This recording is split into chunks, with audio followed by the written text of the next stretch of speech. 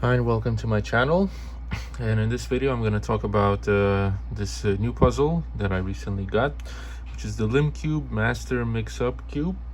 I believe that is the name. Let me just double check on the box. Yes, it says Master Mix-Up Cube. Now there are 4 versions of this, and I spotted these on AliExpress about 2 weeks ago, maybe a week and a half ago.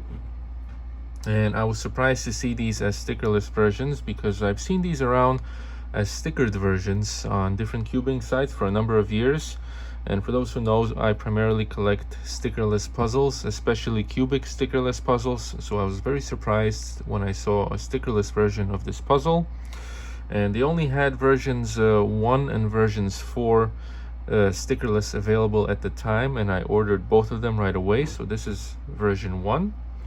And this here is version 4, which I did not yet scramble, and they did not have versions 2 and 3 as stickerless available. Maybe I'll find them later on.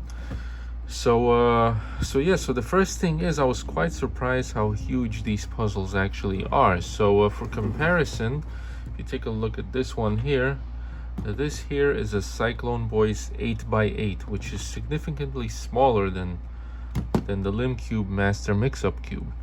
This is probably the size of a 9x9 or even a 10x10. And the biggest cube that I have in my collection at the moment is an 8x8, so that's why I'm doing the comparison here. And yeah, so they are pretty huge.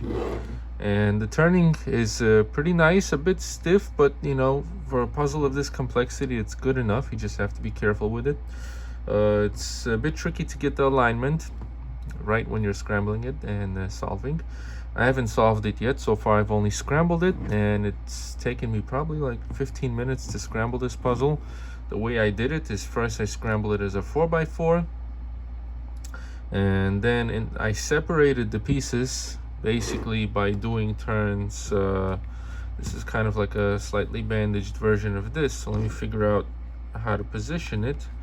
So I would turn at 30 degrees, and speaking of which, this puzzle, the turns of these slices go by 30-degree increments.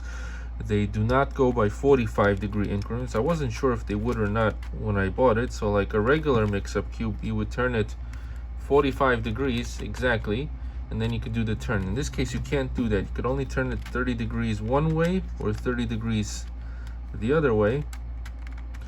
So you would do this, and basically you split it down the middle, so like turning 180, which creates that kind of shape with the slices. And then you could do like a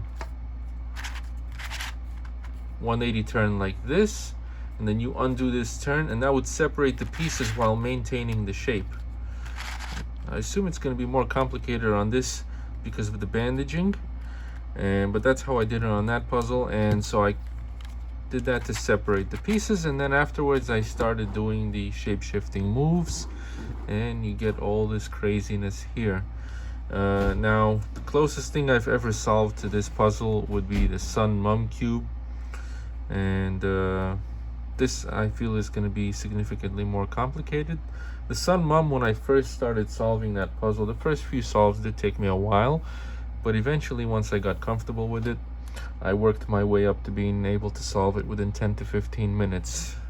This, my guess is, as a first solve, is going to take me probably a few hours, and perhaps at some point I'll work my way up to be able to do it in under an hour. But this looks like the kind of puzzle that I would probably not solve too often. Generally, I prefer solving puzzles that, you know, take me somewhere within 10, 20, or 30 minutes. This one, at best, I would expect maybe someday might take me 45 minutes to solve or something like that. I don't know.